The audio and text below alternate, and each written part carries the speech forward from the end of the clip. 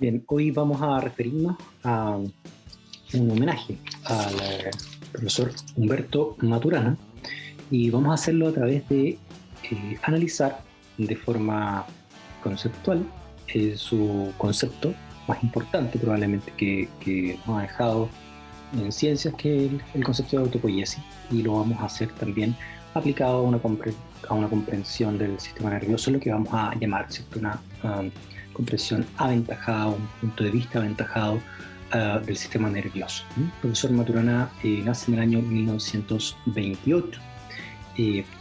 Para poner esto en perspectiva es inevitable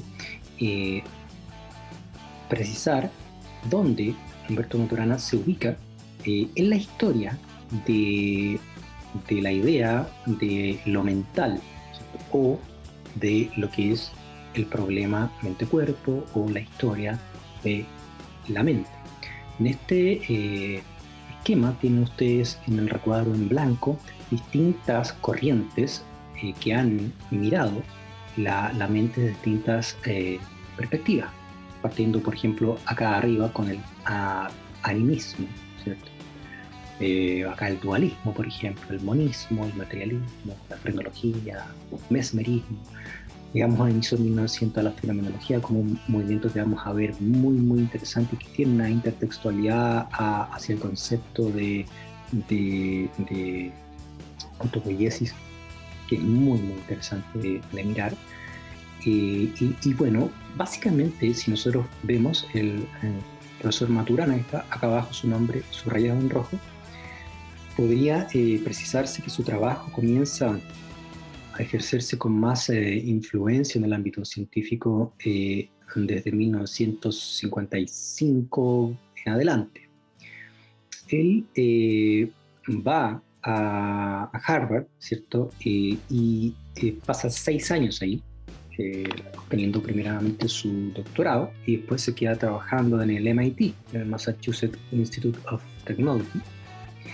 El momento en el cual, ¿cierto?, era los últimos, en 1955 aproximadamente, estaba básicamente en ese punto, ¿cierto?, en boga la idea de la teoría de identidad moderna, ¿cierto?, de Modern Identity Theory of Mind, ¿cierto? Y esta Modern Identity Theory of Mind, de alguna forma, con representantes tan interesantes y tan importantes como U.T. Place, que aparece aquí, ¿cierto?, Boring, Fale, luego Larry Putnam, que está ciertamente posterior, ¿cierto? Y aparece luego entonces los movimientos emergentistas y enactivistas, ¿cierto?, el enactivismo. Uno podría sin dificultad situar a Humberto Maturana en las corrientes emergentistas o enactivistas, dado que muchas de sus investigaciones se pueden localizar ahí, a pesar de que él no correspondiera su mayor producción como científico necesariamente a esa época.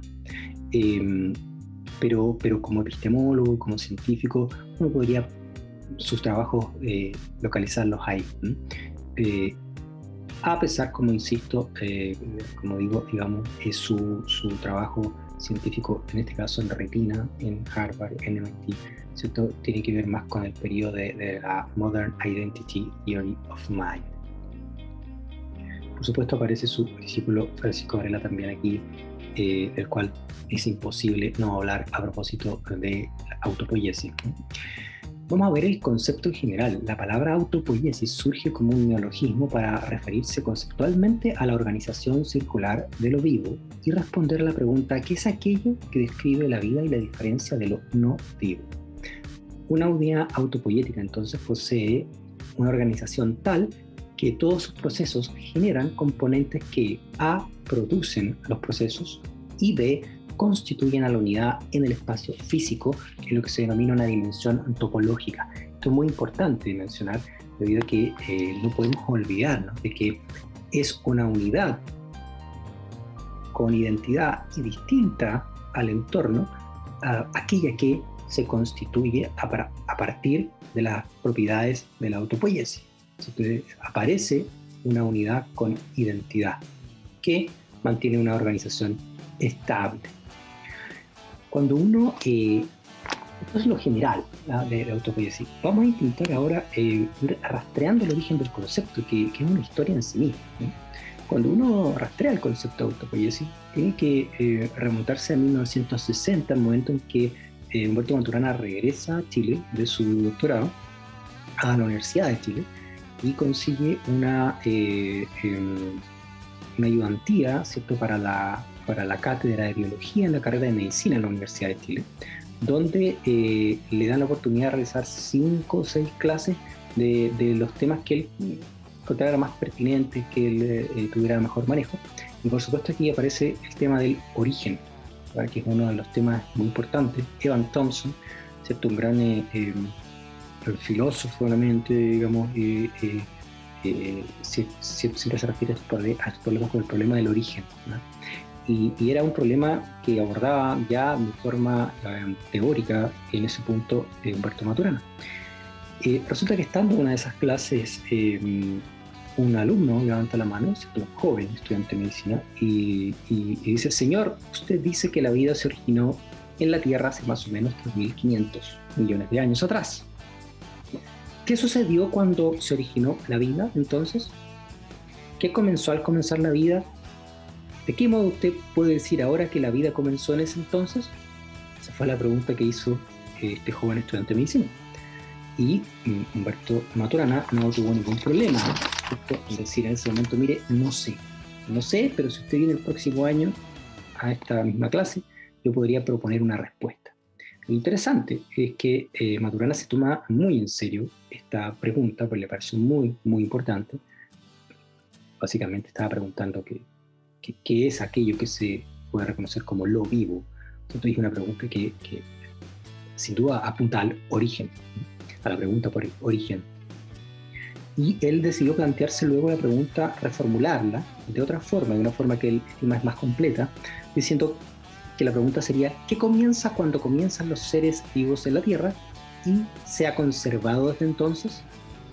O dicho de otra forma, ¿qué clase de sistema es un ser vivo? Sería otra forma de formular esta pregunta. Las primeras nociones a las que llegó el profesor Maturana lo condujeron a una idea central de que lo constitutivo de un ser vivo es encontrarse autorreferido. Es decir, que surgiría de la dinámica relacional de sus componentes. Ya entonces, y esto es muy importante decirlo, antes de 1965, ya Humberto Maturana tenía una idea muy clara de que los elementos necesarios para definir vida tendrían que ver con que este sistema que se define, o esta unidad que se define como viva, está autorreferida, ¿verdad? Esto es muy importante porque lo que estamos diciendo es que ya en ese momento Humberto Maturana tenía los principales elementos para lo que se constituyó posteriormente en la idea de la autopoiesis. Por lo tanto, uno puede decir esta idea comienza sus orígenes teniendo un pensador único, que es Humberto Maturana.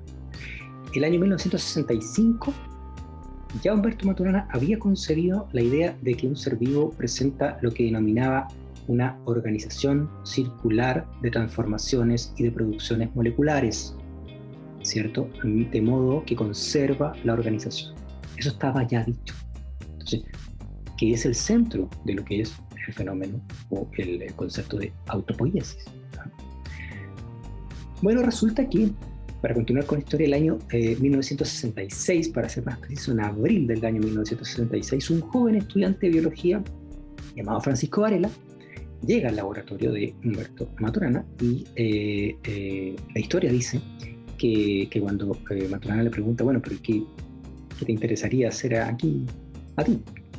El joven Varela le responde: estoy interesado en descubrir el psiquismo del universo. Joven de 20 años. Y que Maturana le habría respondido: bueno, entonces has llegado al lugar correcto. Desde ese momento, comienza una interacción creativa extraordinaria entre estos dos hombres, que los separaban 18 años de edad. Por un lado, Humberto Maturana, un científico ya consolidado, de vuelta de MIT, de vuelta de Harvard, y un joven que estaba partiendo su carrera como científico.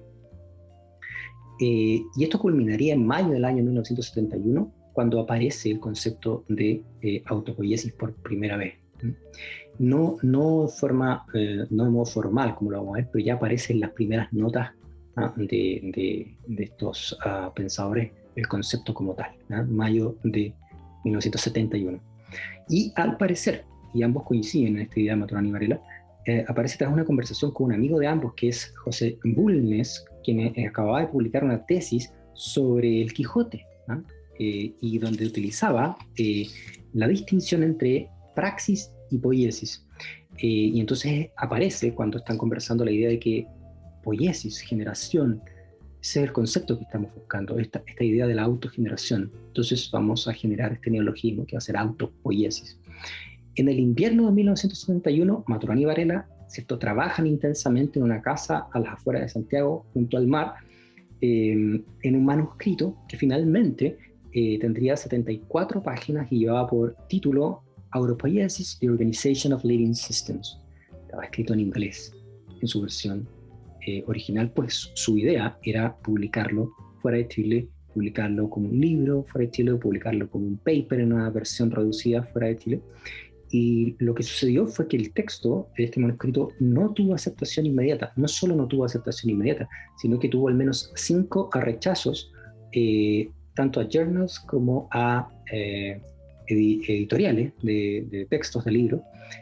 Y algunos de estos rechazos fueron rechazos cerrados, es decir, ni siquiera pasaron a revisión por pares. El editor consideraba que el texto ni siquiera valía la pena para ser revisado.